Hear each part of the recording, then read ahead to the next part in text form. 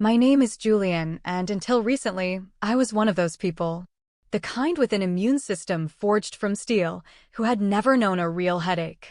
Sickness, to me, was a failure of will, a flaw in one's character. Whenever I heard my colleague, Clara, complain about her migraines, I would offer the standard, hollow platitudes. But to myself, I always considered her, and those like her, to be slackers who'd latched onto a sophisticated way to demand sympathy from the rest of the world. After all, how could a person really be in that much pain without any outward signs? No bleeding, no hunched over back, no limp. Just that sorry, please feel pity for me expression on their faces. I was profoundly, catastrophically wrong. It began about a week ago, at my desk in my cubicle, my safe place. The pain didn't strike like a thunderclap. It crept in, the same way a person notices they're hungry. You're aware of the fact that at one point you weren't hungry and now you are, but you can't put your finger on any specific moment when it began. It just sneaks in. My first conscious thought about the pain was one of detached, academic surprise. Oh, so that's what they mean. Interesting. From there, the timeline becomes a blurry, distorted smear. It could have been 10 minutes or maybe a few hours. I just know that at one point, someone noticed that I was on my knees, my forehead pressed into the coarse carpet, quietly sobbing without making a sound. An ambulance ride led to hours waiting on a gurney. After all, a headache doesn't put you ahead of anyone on the priority list at the emergency room. Eventually, the clock seemed to do more for me than anything else. By the time I was actually talking to a doctor, the pain had drifted off to a mere echo of what it had been. In the end, all I got was a prescription, advice to stay in bed for a day, and a $40 cab ride home. The folks at work were fantastic. Take a couple of days, Julian. Make sure you're okay. I'm sure they weren't motivated entirely by altruism. After all, it would be easy to make a case that the sudden onset of crippling migraines was a job-related injury. It would be hard to prove that staring at a computer screen for 8 hours a day had nothing to do with it. The next day I felt fine. I didn't even fill the prescription. The day after that, I was back at work like nothing had ever happened. 3 days later, they found me passed out on the floor in the washroom. From what I've been told, it wasn't pretty. I'd soiled myself, vomited, and I was bleeding from where I'd hit my head on the tiled floor. This time, the doc at emergency found a bed for me upstairs. After a couple of days of poking, prodding, and imaging, MRIs, CT scans, neurological exams, no one could find anything wrong with me. With healthcare budgets being what they are nowadays, the walking wounded like me found themselves taking another cab ride home as soon as they could stand. As I had my front door shut and locked, he spoke. It's about time you got home. When you live alone and you come home to find someone sitting in your living room, your brain reverts to instinct. Fight or flight. The primordial me opted for door number 2. I scrambled to hustle back through the door, fumbling for the deadbolt. I wouldn't do that, he said, his voice calm and even. I ignored him and reached for the lock. He couldn't have picked a more effective way to get control over me. The instant pain in the back of my head blinded me. A month ago, a blow to the head would have just been a blow to the head. But with the headaches I'd been having, this was like sticking a red-hot poker into an open wound. It was my own migraine, weaponized against me. My knees buckled, leaving me in a heap on the floor. But surprisingly, the blinding agony was gone as suddenly as it had appeared. Well, almost gone. A threatening, pulsing echo remained. I heard his footsteps as he walked up to me. I tried to warn you, he chuckled as he bent over me. Come on, buddy. Let's go. You'd really be a lot more comfortable sitting on the couch, don't you think? Without looking up, I mumbled, Who the hell are you? He cut me off with a quick, sharp command. I said, Get up and go sit on the goddamn couch. He took a deep breath, and it seemed to calm him a bit. Now, come on. I don't want to have to get physical here. I had no idea what kind of a psychopath I was dealing with. The truth is, it doesn't matter. Any kind of a psychopath would be bad in this situation. I got up and stumbled to the couch. He stood in the middle of the room, a man of average build with eyes that seemed to see right through me, and looked me up and down. After 30 seconds of this unnerving scrutiny, I worked up the nerve to speak again. What do you want? If you're looking for money, I don't have much with me. Stand up, he said, ignoring my question. I furrowed my brow. What? I said, stand up. The yell was sharp enough to make me flinch. I stood. Now, drop your pants. I did not like where this seemed to be going. My blood ran cold. I thought about putting up an argument, some sort of resistance, but one look at his face, a mask of absolute, unblinking certainty, made it clear that he was serious. This was a dangerous man, someone who gets what he wants and doesn't tolerate having to ask twice. With trembling hands, I undid my pants and let them fall to my ankles. He grinned, a wide, satisfied, cruel grin. Just like I thought. An evil-sounding chortle rumbled out of him. I looked down, embarrassed. There was no missing the fact that I took care of my legs the way a woman would. They were waxed, tan, and moisturized. Smooth as a baby's bottom. I was humiliated. The dull ache from the pain he'd inflicted started to thrum in time with my pounding heart. I've been watching this street for a while now, he said. Nice neighborhood. Lots of nice folks with lots of nice stuff. But I found something a lot more interesting here. He seemed to be finished with ogling my legs, so I moved to start pulling my pants back up. I stopped and looked at him. Don't bother with that. In fact, just finish taking them off. You're not going to need them for a while. My heart was pounding against my ribs like a trapped bird. Please, I whispered, the word tasting like ash. I'm not gay. It's strange how a quiet, steady voice can sound more threatening than a shout. I said, he purred, take off your shoes and finish taking off your pants. I could feel myself starting to tremble as I kicked the shoes off my feet and then stepped out of my pants. Socks too. My heart sank. 1 foot at a time, I reached down and pulled them off.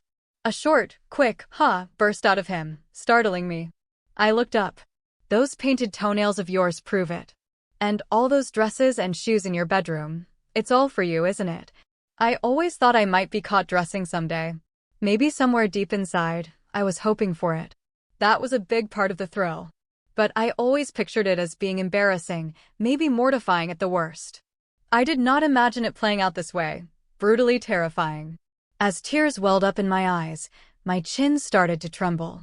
All I could manage to say was, please, can't you just take my wallet and go? He just stared at me, letting me worry. Then, take off the shirt. No, I pleaded.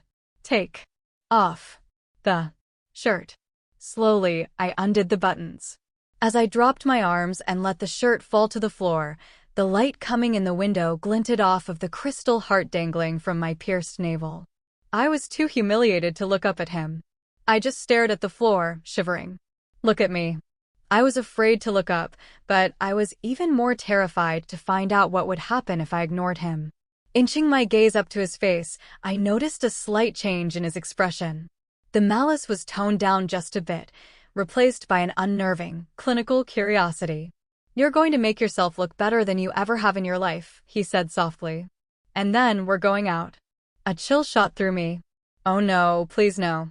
He put his hands on his head and started to squeeze his temples, mocking me. Shut the hell up. That quiet voice silenced me. He reached into his jacket pocket and pulled something out. A soft click, and a knife blade appeared.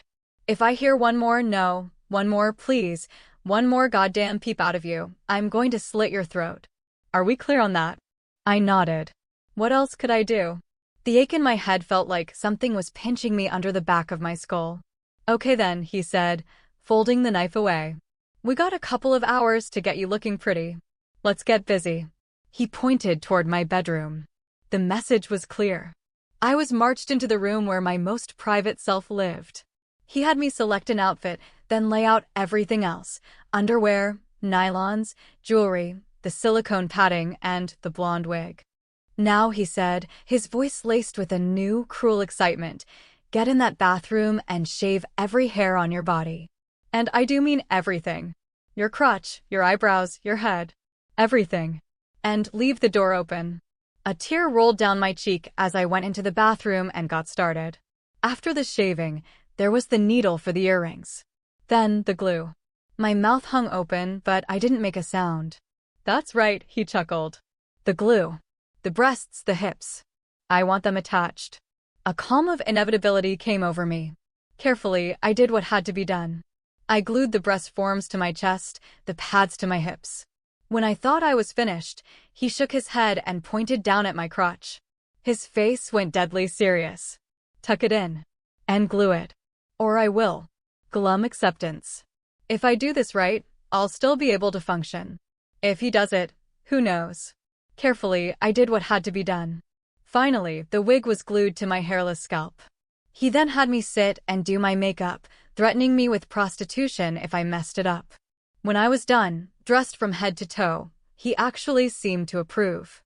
Yep. I knew it, he said, almost to himself. Amazing. Now, get your coat. We've got places to go. As I slipped on my long trench coat and hung my purse over my shoulder, I had to hold myself back from a shudder. He was smiling at me like he was a guy going on a date with a girl for the first time. I forced a weak, brittle grin. You got your keys? He asked. I nodded. All right then. Let's get this show on the road. I opened the door and stepped through it with him close behind.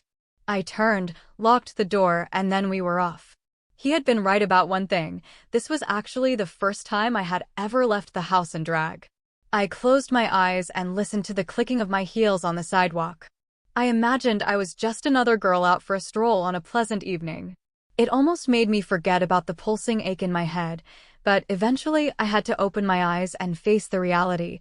I was a prisoner of the madness silently walking beside me. We stopped on a corner, waiting for a light to cross the street. He leaned in close and whispered in my ear. You see that little bar and grill across the street? I nodded. We're going to calmly walk in there and sit down in a booth. And you, my dear, are going to be the perfect, happy little lady. I'm sure you can even sound like a lady if it's important enough to you. And believe me, it's important. If this doesn't work out, or if you try anything at all, I swear I'll stick this knife between your ribs. And as you lie there dying, you can watch me kill everyone else in the place. You got it. I didn't say a word.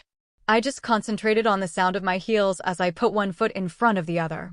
As I pulled the door open, I heard him behind me. Smile, honey. It's showtime. There were about a dozen people in the place, all of them happy couples, just like we appeared to be. We slid into an open booth. Thank God he sat across from me. A waiter was there in no time. He looked at me and smiled. Hi, what can I get you? I looked across the table. My captor gave a slight nod.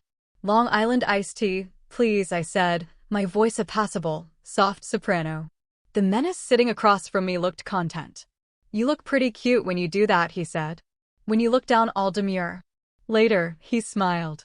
You know what? I saw a jukebox back near the front door. I think I'll go pick out a couple of songs. Who knows? Maybe someone will ask you to dance. He winked at me, got up, and moved to the front of the place. The waiter picked that moment to come back with my drink. This was it. My only chance. I was on the edge of panic. Please, I hissed, grabbing the waiter's arm. Help me. Hurry. Call the police. He's a psychopath. He says he's going to kill me and everyone else in here. The waiter looked confused. Who's a psychopath, ma'am? The man. At the jukebox. Please, just go call the police. The waiter took a step back and looked toward the front door. There's no one there, ma'am.